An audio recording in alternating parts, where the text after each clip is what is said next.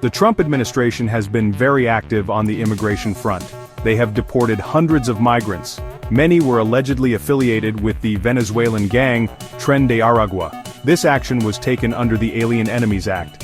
However, a federal judge temporarily blocked the use of this act. The deportations continued despite this. El Salvador received many of the deportees. The U.S. paid them $6 million to house these individuals.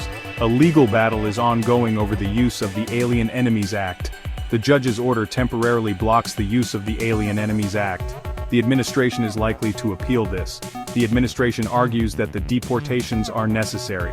They say these individuals pose a threat to national security. They also cite the need to crack down on gang violence. Critics argue that the administration is overstepping its authority. They say the Alien Enemies Act is being misused. Secretary of State Marco Rubio defended the deportations. He argued that the individuals deported were dangerous criminals. He said the U.S. does not want them. He stated that the U.S. needs to protect its citizens. He believes these deportations help achieve that goal. The ACLU is involved in the legal fight. They are representing some of the individuals facing deportation. The ACLU argues that the deportations violate due process. They are also concerned about the use of the Alien Enemies Act.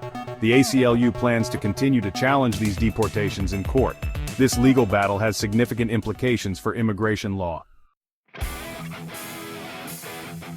The U.S. military conducted airstrikes in Yemen. The targets were Houthi leaders. Multiple leaders were eliminated in the attack. This action was a response to Houthi attacks. The Houthis have targeted commercial and military vessels in the Red Sea. National Security Advisor Mike Waltz issued a warning. It was directed at Iran. Iran is a backer of the Houthis. Waltz warned that Iran's assets could be targeted. This is if they continue to support Houthi attacks. Defense Secretary Pete Hegseth made a statement. He promised unrelenting strikes. This will continue until the Houthis stop their attacks. The U.S. wants the Houthis to cease targeting American assets. They also want them to stop disrupting global shipping. Secretary of State Marco Rubio spoke about the strikes.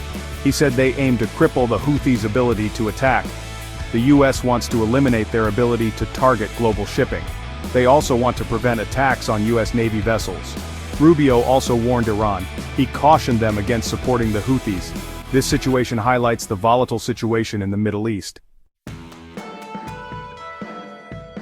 President Trump and Vladimir Putin may speak soon. They are looking to discuss a ceasefire in Ukraine. This has been a long-standing conflict. A ceasefire would be a significant development. Land concessions are a major sticking point. American officials believe Ukraine will likely need to cede territory. This is a difficult concession for Ukraine to make. They have been fighting hard to maintain their territorial integrity. Trump's foreign envoy Steve Witkoff has been in talks with Putin. He described their discussions as productive. He said that Putin accepts the philosophy of President Trump. This suggests that progress may be made. However, any agreement will be complex. There are many stakeholders involved. Each has their own interests. The outcome of these talks will have major implications for the region.